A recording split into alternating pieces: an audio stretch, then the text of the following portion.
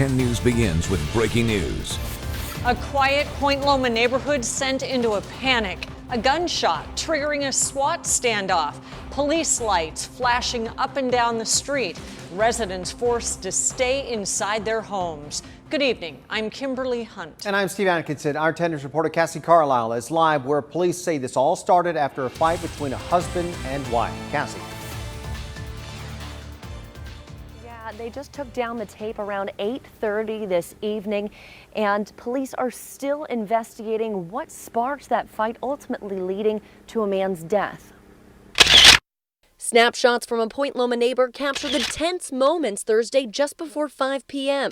Officers with rifles staged behind vehicles and running to get in place. SWAT's Bearcat brought in. Neighbors on lockdown talking with us through FaceTime. Very scary to know that somebody has this many firearms potentially right next door to me. Police say a woman in her 60s ran to a neighbor's house in the 2200 block of Caminito Pescado, saying she and her husband had a fight. The neighbor called police, who got the 71-year-old husband to come out onto the balcony. He then went inside, and neighbors heard one shot. Dozens of officers, SWAT personnel, fire trucks, and an ambulance responded. Neighbors hearing their game plan. Like ready, loaded, talking about their action plan and how they would attack and who would go to the left and who would tackle from the right. The condo community bracing for the worst. Let me move it so we can at least duck down really quick and hit the floor and run inside the house. So we left the screen door open and moved all the chairs out of the way. SWAT ultimately learning the man was dead inside. Really sad situation though for our neighborhood to experience, especially just being right a couple doors down from me.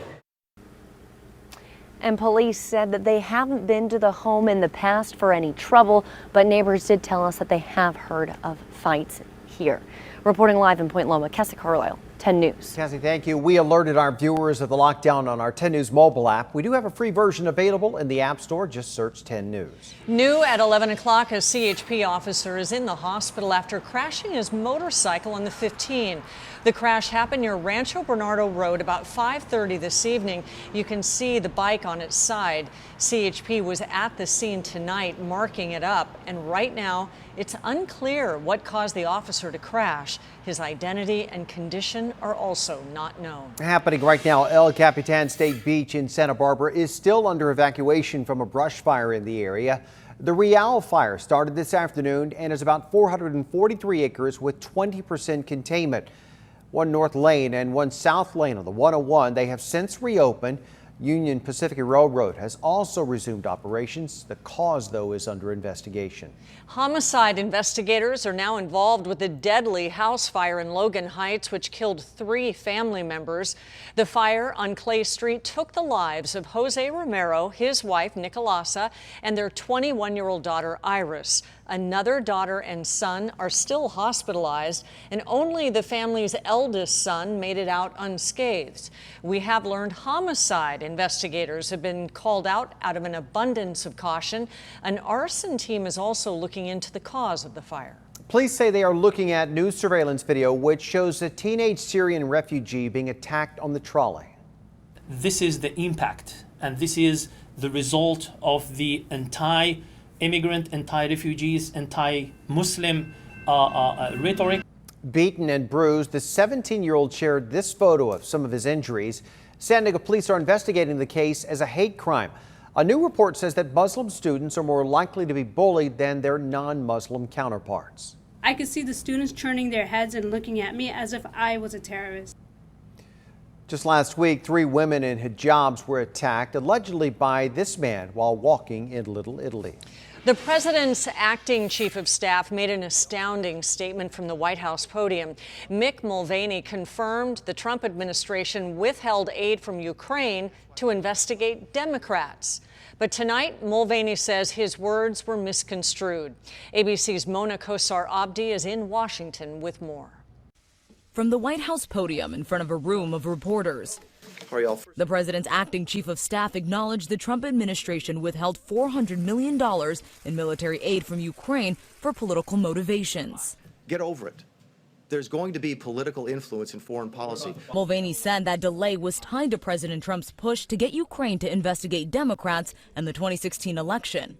Mulvaney's comments undercutting the president's denial of any quid pro quo, which has become the basis of the impeachment inquiry against Trump. What you just described is a quid pro quo. It is funding will not flow unless the investigation into the Democratic server happens as well. We do that all the time with foreign policy. But tonight, Mulvaney says his words were misconstrued, writing in a statement, quote, "The only reasons we were holding the money was because of concern about lack of support from other nations and concerns over corruption," contradicting what he said just hours prior. The look back to what happened in 2016 certainly was part of the thing that he was worried about in corruption with that nation. On Capitol Hill, the U.S. ambassador to the European Union, Gordon Sondland, told Congress Thursday morning President Trump directed him and others to work with his personal attorney, Rudy Giuliani, to further pressure Ukraine. Sondland denied having knowledge about the Biden probe or the aid at the time, writing in his opening statement, quote, "I did not and would not ever participate in such undertakings." After Mulvaney's comments at the press briefing, the Justice Department released a statement saying if the White House was withholding aid in regards to the cooperation of any investigation at the Department of Justice, that's news to us. The DOJ taking it a step further, saying it never said it was investigating the DNC server. Mona Kosar-Abdi, ABC News, Washington. President Trump is taking a victory lap after his administration says it brokered a temporary ceasefire involving Turkey and the Kurds. The announcement follows a 5-hour meeting between Vice President Mike Pence and the Turkish president. But tonight, Turkey says it's not a ceasefire, just a pause. It's giving Kurdish forces 5 days to get out of northern Syria. In exchange, the U.S. agreed to lift the sanctions placed on Turkey earlier this week. And this has left some of Trump's Republican allies questioning his moves. Are we so weak and so inept diplomatically that Turkey forced the hand of the United States of America? Turkey? Senator Mitt Romney is now saying that he wants Senate hearings to investigate how the president handled this situation. And Congressman Mike Levin is echoing Senator Mitt Romney's words for the Trump administration. The sham ceasefire has done very little except, I think, further highlight the real disaster that this administration has created. Levin says he is proud of the House for voting yesterday in support of a resolution that condemns the president's actions in Syria.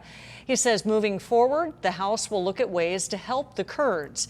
Levin says President Trump is wrongly taking credit for the Kurds who bravely fought side by side with U.S. troops against ISIS. Maryland Congressman and civil rights leader Elijah Cummings passed away overnight due to a long-standing health issue. He was 68 years old. The outspoken Democrat most recently served as the chairman of the House Oversight Committee. Cummings was first elected to the House in 1996. He was also a lifelong resident of Baltimore, dedicating his life to public service. Back in 2017, Cummings underwent an aortic valve replacement. Well, I'm here at Johns Hopkins Hospital. I had to get a tune-up. Then in this September, he had an unspecified medical procedure. His last roll call vote on Capitol Hill was over a month ago. He is survived by his wife and 3 children. You can see this building is collapsed. They don't know if people are still in there or if they aren't. You can see the fire down past me. Today marks 30 years since the Loma Prieta earthquake hit the San Francisco Bay Area. The magnitude 6.9 quake killed 63 people and injured more than 3,700 others in the Bay Area. It also caused more than $6 billion in damage. And tonight, scientists are directing their attention to the Mojave Desert, wondering if the next big quake could start there. A major fault line is moving again for the first time in hundreds of years. And 10 News anchor Lindsay Pena is here to explain what this could mean for millions of us Californians. That's right, Kim and Steve. The last time there was a major earthquake on this fault was nearly 500 years ago. Scientists hadn't paid much attention to it until this past summer. Back in early July, a series of strong earthquakes in Ridgecrest left destruction and injuries in their aftermath. The dramatic movement also drew attention to an area that, geologically speaking, hadn't done much in a while. The aftershocks from the Ridgecrest earthquake started the Garlock Fault moving.